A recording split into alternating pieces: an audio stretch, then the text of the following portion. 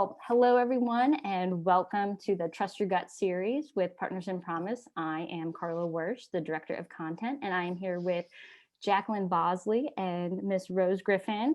In my opinion, Jackie is one of the best autism professionals that I've had the opportunity to work with and learn from. We work together at the Cleveland Clinic Center for Autism.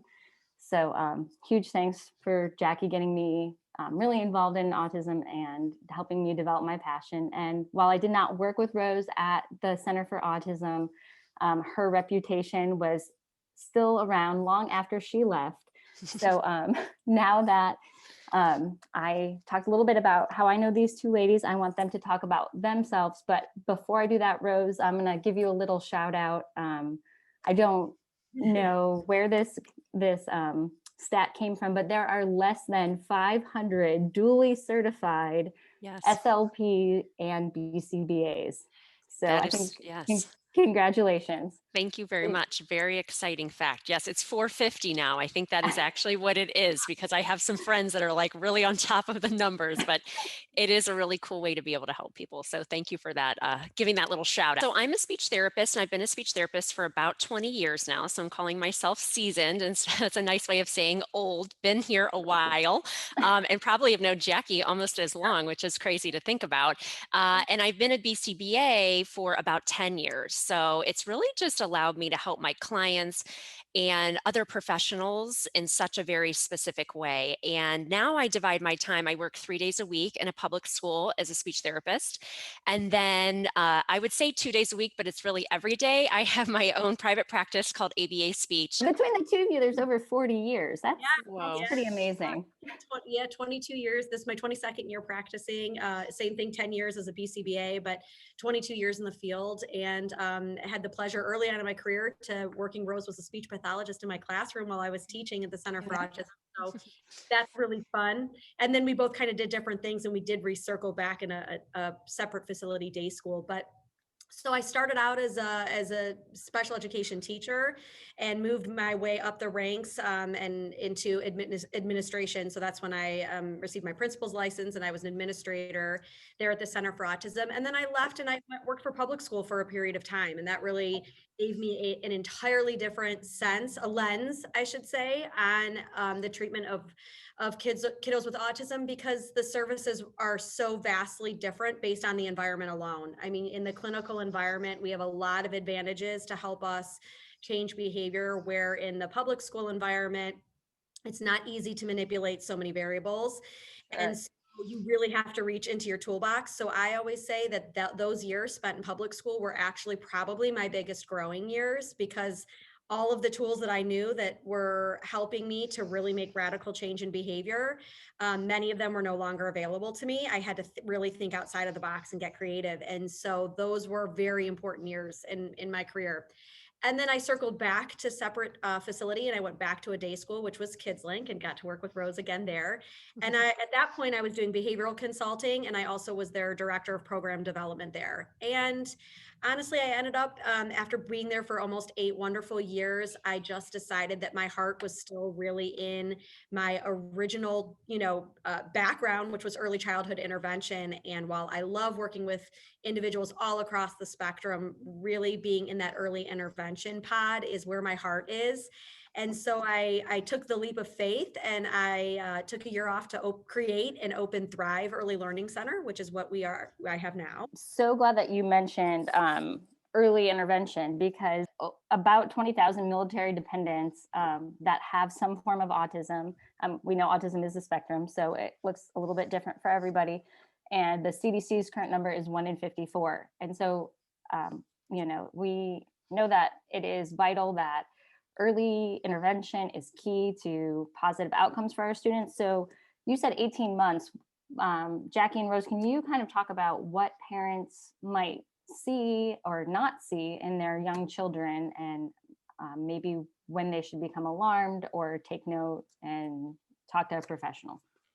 Yeah, no, definitely. I mean, one of the things that I wrote a blog post last summer on, what are some of the signs that your student might or your child might have a delay. And I referenced this really cool website called Autism Navigator. I don't know if you guys have heard of that, but it's really informative for parents. And I think sometimes for parents, just I know because I have a lot of friends who have kids with autism, and just through the Mhm. podcast meeting people, that people are just really confused and people are Sure. really, really overwhelmed. And I know Jackie can probably speak to this a lot greater because you're meeting parents when they're first kind of thinking something that their child may need more support. And so the Autism Navigator has a really nice list of 16 signs that your child may have a delay or may have autism. And I think one of the ones that's biggest for me is just like a lack of gestures, a lack of responding to your name, Mhm. all those different things. I had Dr. Mary Barbera, who's pretty important in the field. She's a BCBA and autism mom. And she just said,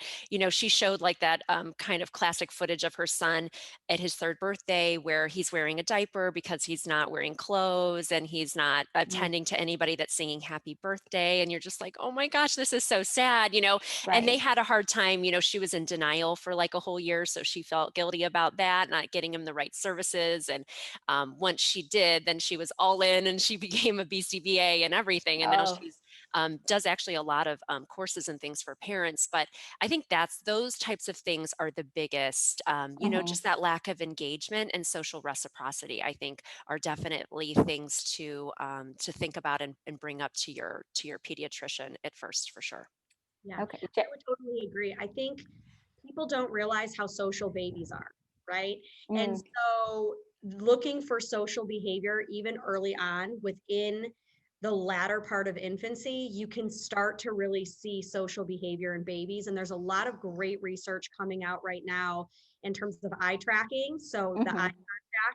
contact is becoming the earliest reliable indicator of a diagnosis coming down the pike. And Sure. so in having done this 20 years, when you look at the statistics, 20 years ago, the average age of diagnosis was 5. Right. Now, age 4. It hasn't really dropped much.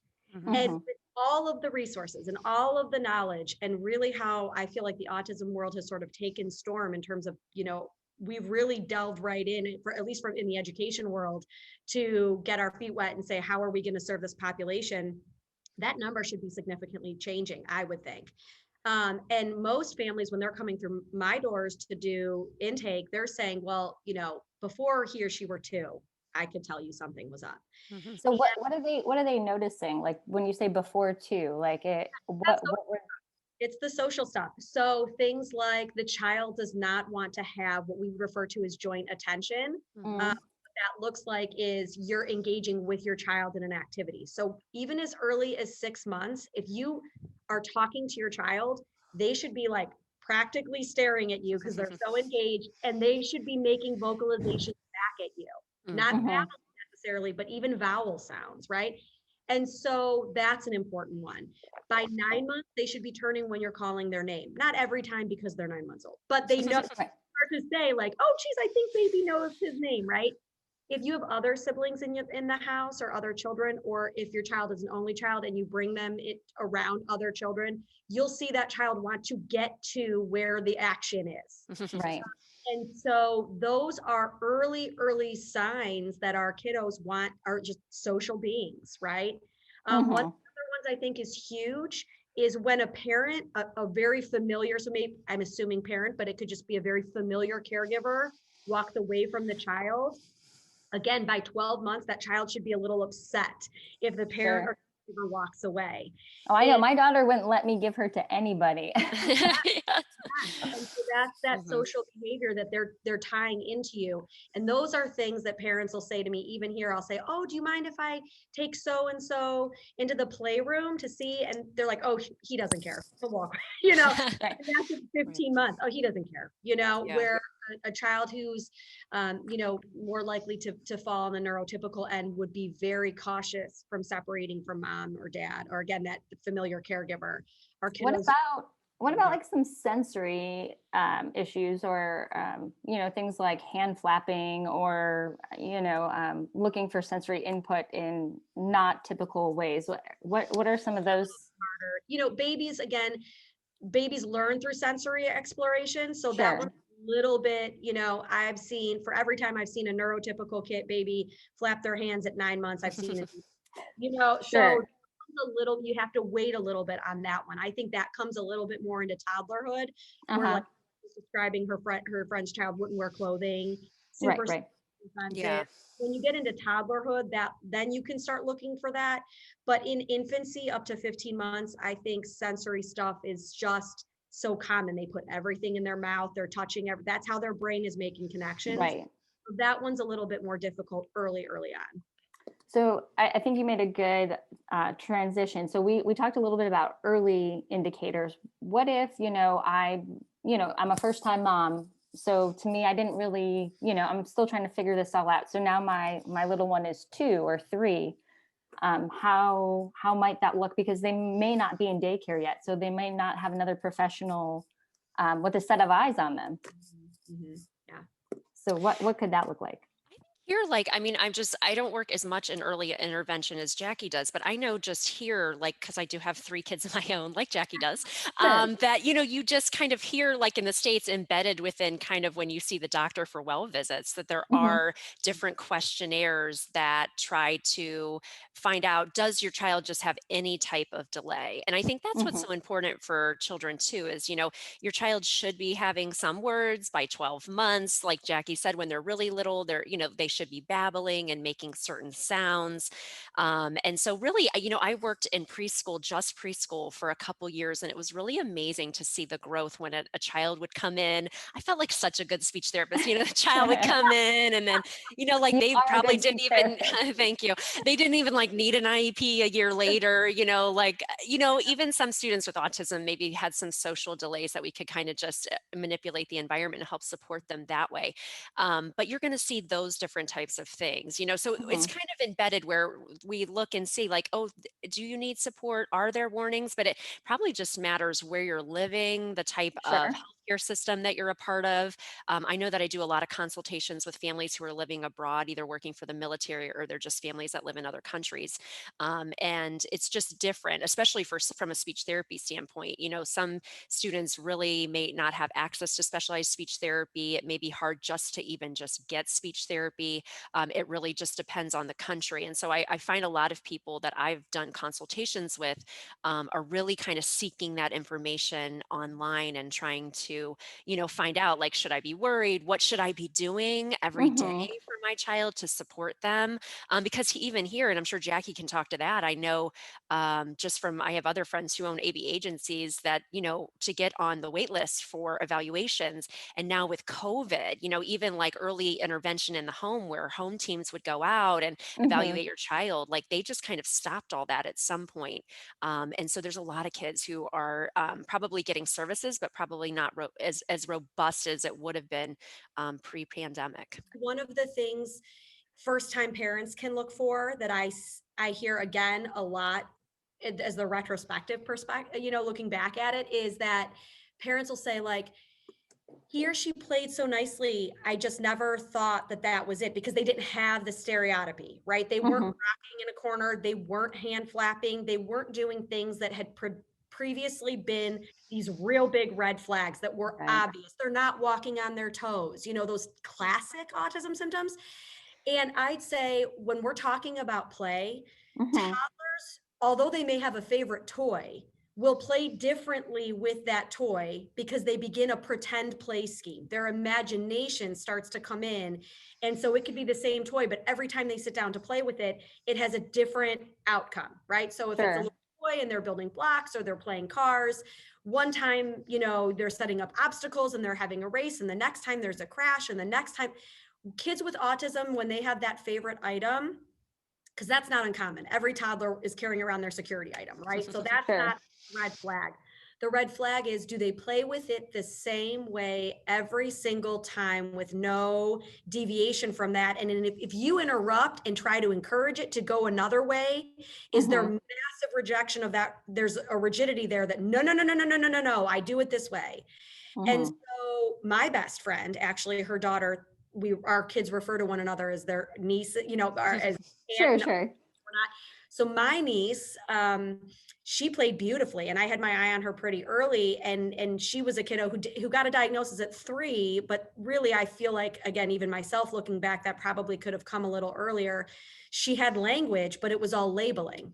So she would go to her kitchen, her play kitchen, and instead of having a scheme of what you're cooking in the kitchen or going shopping for items in the kitchen, she would just take out all the food and she'd hold it up and she'd say apple, cheese, watermelon, milk. And she'd label everything, and her language came early. So that was one of those things that was a little bit strange, right? When we talk about there being a spectrum. So mom wasn't concerned because she's filling out her screener at the doctor's office and she's checking all the boxes. She knows the words, she knows. But she's not playing with them functionally. And I'd say, Quinny, what do you do with the milk? And she would look at me and then she'd be like, watermelon. And she just go back to labeling like what she wants. She's like, I'm not talking to you. I'm in the middle of labeling my food. Well, and that's so hard for parents because then they might think like, wow, like I've had friends who their kids knew all the 50 states. Like I'm still like, I don't know, point to Nebraska. And I'm like, I'm not sure. You know what I mean? And I always in my head think to myself, like, I don't know, is that that's probably not appropriate. So that is kind of hard for parents because they may, think like, wow, they're really advanced in their language skills. Or we see that too with hyperlexia, right? Where a kid is able to read, but their comprehension is really lacking. And that's so confusing for parents and professionals. Like, wow, they're fluent readers. But when you ask them any type of question to extract any kind of inferential questions, it's really hard for them to do that. So it can really be such splintered skills that you really just have to try to analyze, the student as a whole holistically. And I think that's the hardest thing for parents is that it is a spectrum, and it has changed. I mean, with the DSM-5 definition, there's no longer Asperger's. And so I think that, some misinformation is out there and parents get stuck in a box that this isn't what autism looks like, but it looks different for every kiddo. So I think you've given some great things to look for throughout early childhood and into like toddlerhood as well. But so you said once you may have a little inkling, maybe you talk to a friend, the first step should be to go to your pediatrician. If they're the one that didn't identify it through a screener or something, go to your pediatrician, talk to your pediatrician, and just what's the best thing to do? Not, you want to go there and give observable things to your, descriptions to your pediatrician, right?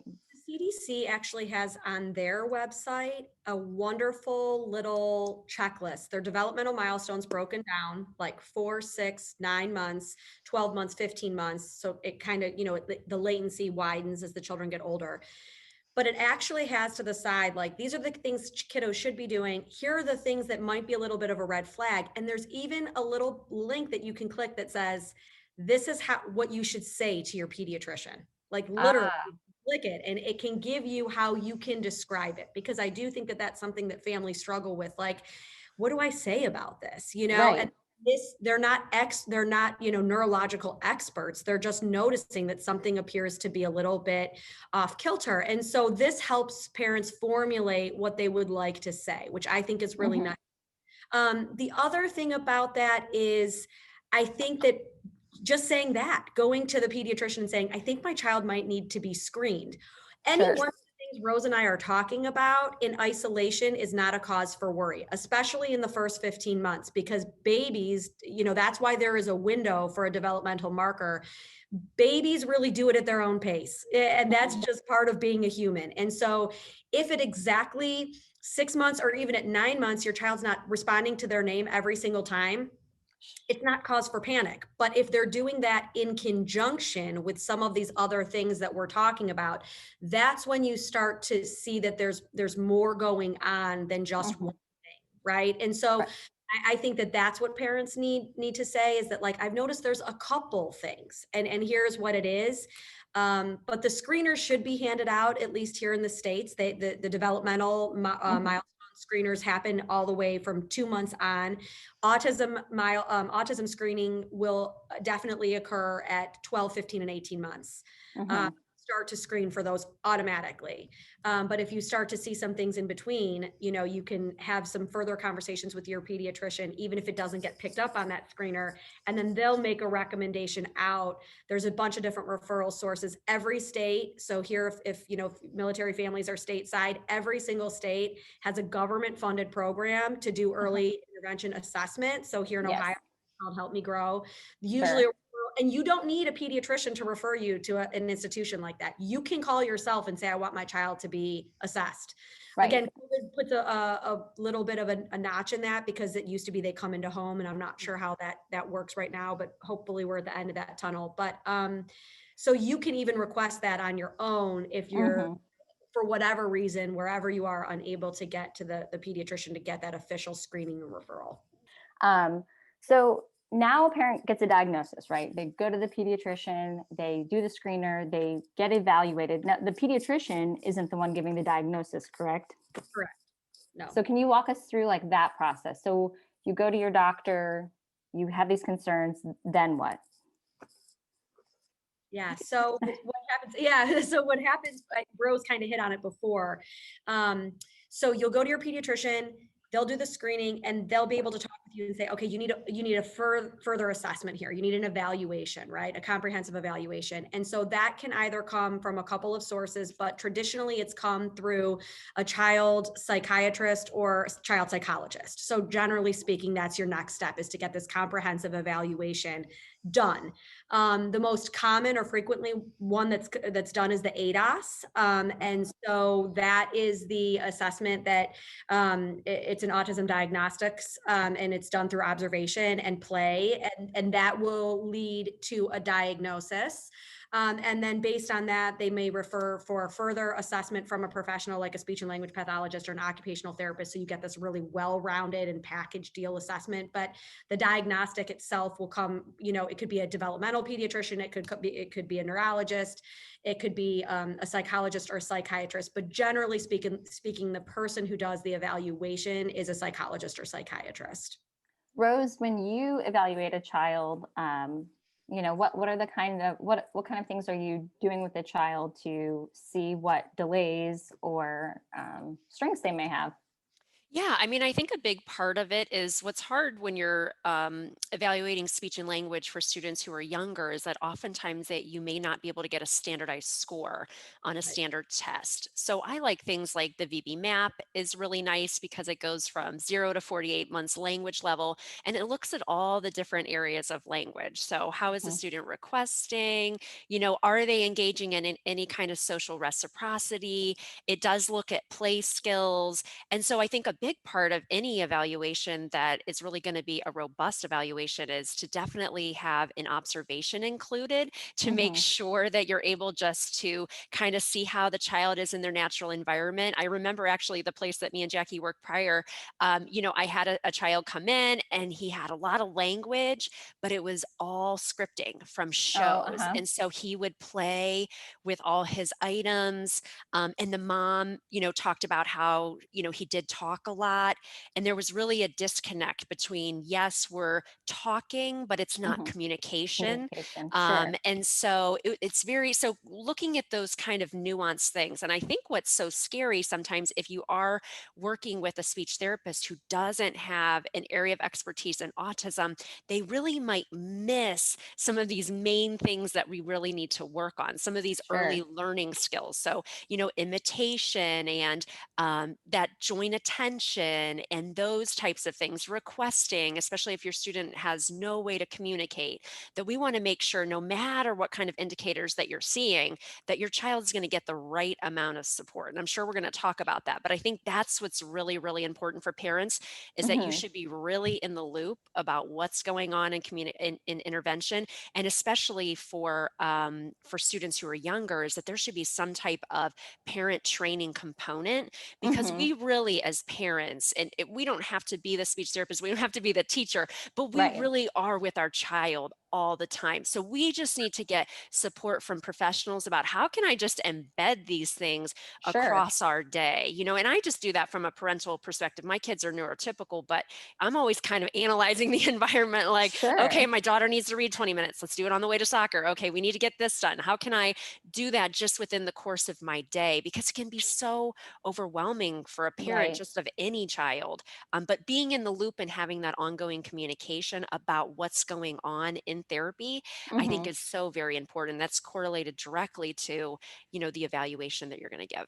Right. Yeah. And being consistent too, like with what's going on in therapy versus what's going on at home. I know it's sometimes easier said than done. I think back to when I was a young teacher and even, a young behavior therapist being like, this is what you should be doing at home. And now that I'm a parent, I'm like, oh my gosh, like these parents are probably like, what Those home visits. Yeah. Remember those home visits we used to oh do? my Those were goodness. fun. But I like, Will say, aren't you a behavior analyst? As I'm like, giving in to maybe some undesirable behavior of my own little toddlers at home. And I'm like, hey, we're not talking about that. yeah, that's You my can husband relax always says at that home. to me too. He's like, isn't this your area? I'm like, it's different. I'm too close. I'm too close. Yeah. But anyway, so Rose, I love that you touched on supports, and I think you both are great to talk about that. So the parent now has had this feeling in their gut. They go to their pediatrician. Their pediatrician, refers them for an evaluation. They now have a diagnosis. What type of supports are out there right now for autism? Carla, I wish this is the $1 million question. I think this, and Rose has already also touched upon this. This varies so greatly based on where you physically live. Uh-huh. And so the support network in terms of what is available, the first thing is it does depend on age. So prior to age 3, federal law mandates prior to age 3, you would use a government early intervention program, such again, like here in Ohio, we have Help Me Grow, different states call it different things. So after age 3, your school district is now to take over. So even if you have a 2-year-old who you're in the process of getting diagnosed, you want to flag your local school district that you're in the evaluation process, and then they will do their own evaluation as well, which again, even that can be a little overwhelming for the parent because they're like so much testing, so much assessments. But so can I interrupt you real fast? Yeah. Because here, I worked at a public school after I left the clinic, and parents would come in and they would say, well, I have a medical diagnosis. Yes. But it's not an educational diagnosis. Correct. So you have a medical diagnosis here, and let's say you still have to meet the educational eligibility definition for having autism. Okay. So there are multiple disability categories through what we call the evaluation team report, referred to as the ETR. Long time ago, we called that the MFE, the multi-factored evaluation. And so that ETR process, upon the original meeting that you'll have as a parent, you will put there what categories are we going to look at, and that determines what assessments we're doing. So if you come with a medical diagnosis of autism, that's obviously going to be a category the school district's going to look for assessing, but there could be other things because again, autism is such a spectrum. That diagnosis alone doesn't necessarily mean that their autism will be so impeding in their instruction at school that they need to have an IEP. They could have what we have as a 504. So the medical diagnosis will almost guarantee you, if nothing else, a 504, so that your child will have accommodations related to their medical disability, right? If through the assessment process, through the evaluation team report, including they will review and consider the medical report from the physician, if they get that autism eligibility, then it rolls out into an IEP. Or maybe the team will say, you know what, they have autism, but they also have ADHD, or they have autism, also have something else. So then you could go under a category of OHI, which is other health impairment. Many of my students come in and they have developmental delay because they haven't been marked just yet, because they might not hit one of the main 3 categories, which are behavior, communication, and socialization. So if you have a kiddo on the spectrum who's not very behavioral, but they were having communication and social delays, they might get developmental delay and have an IEP specific to like speech and language instruction, and maybe have some OT support, but not necessarily under that autism eligibility category. So there are some nuances there in terms of how it all shakes out. Yeah, I know. I remember again getting kiddos, because I was a K-5 special ed teacher. We'd get kiddos that were developmental delayed, and you can have that diagnosis, I believe, up to, what is it, 2nd grade? Yeah. So yes.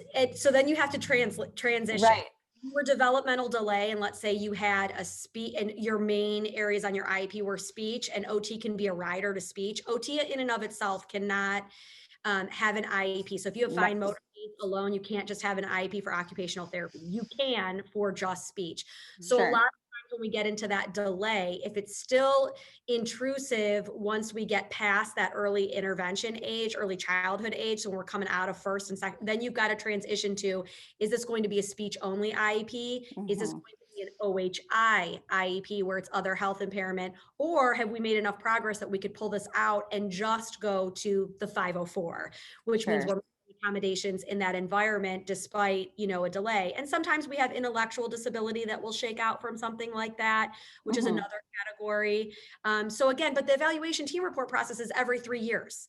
So that is going to come back up. And if there's a major change in between, so that's what happens frequently when a kiddo starts with developmental delay and then they end up getting a medical autism diagnosis, the family will ask to reopen that ETR, amend it, and have the team assess, the educational team assess whether or not now they fit a different category. So the parents in that 3 years. You could right. I was just gonna, It's so important, I think, for parents to know that they have the right at any time. 100%. I mean, and if they don't agree with the evaluation, like let's say at the time the evaluation was conducted, they agreed and they went developmental delay. Now their child seems to be progressing down the road where they've gotten that medical autism diagnosis and they need more support in the school environment. They go back to their school district and the school says, no, we think we're good here. They can request an independent evaluation, which must be conducted by the school district at the cost of the school district. But make sure parents know to put those things. I always say even if you have a phone conversation and you make a request, follow up with an email that says, in summary of our conversation today, I'd like to, just put it in a document. Because if you don't have that request for the evaluation in writing, the clock isn't ticking and school districts are held to a timeline. I think too, something to bring up that's important is the fact that parents have access to parent advocates. I mean, I think sometimes you have to get your own parent advocate, but I have such a history of always working in non-public programs and public programs that I have worked with advocates on both sides. So, I work in a district that's a very affluent district, and we have a lot of parent advocates that are at the meeting. And I know some professionals might make them nervous, but I definitely feel like I'm practicing at the top of my game. So we're doing really great things for kids. And so I always think of parent advocates as, welcome to the IEP table, because they do bring an outside perspective. They might be able to help support parents that might feel overwhelmed. I mean, it has to be really overwhelming to be in these IEP meetings. I do like that IEP meetings are virtual now. I say, I'm not sure we're ever going to go back to 20 people around an IEP table, and how intimidating that is just for everybody. It feels just kind of uncomfortable. And Jackie, I know you're kind of a germphobe anyway. So you're I don't think it's ever good to go back to that, because I know we've all been in those meetings where it's cramped and there's 20 people. And you're yeah. And it's lawyers, advocates, blah, blah, blah. Well, someone's in that table and I'm like, that is not okay. I know, see? But I do think that's important for parents to know that advocates are something, whether sometimes school districts have their own advocates, sometimes you could find your own advocate and would have to pay that person sometimes, but it is kind of nice to know that is an option should you be working with your public school district and not feeling like you're getting the support that you should be getting. Something great that just came about, and I'm not sure our viewers know or not, but recently with the 2021 National Defense Authorization Act, there are special ed attorneys for every service branch for parents to use at no cost. That's wonderful. So if they're enrolled in the Exceptional Family Member Program, they can get linked up with these special ed attorneys and they can represent them. So that was a huge win that is. for military families. Just for what Rose is talking about, and normally families would go the route of an advocate prior to bringing in an attorney just because of cost alone. Right. But we're speaking a different language. Parents are not trained professionals. This is not their area of expertise. And in education, we love to have acronyms for everything. So we're not even using words. We're just throwing let's alphabet soup out on the table, and parents can't keep up. And so sometimes, I mean, not, for those seasoned parents that have been doing this, right? But when you're new to this, you're just like, I'm sorry, what? And so it's nice to almost have a layer of interpretation there for you, and somebody who already knows what those conversations are and what they mean, so they can Right. respond and then help you understand what that means. And it's not emotional. There's no emotional connection.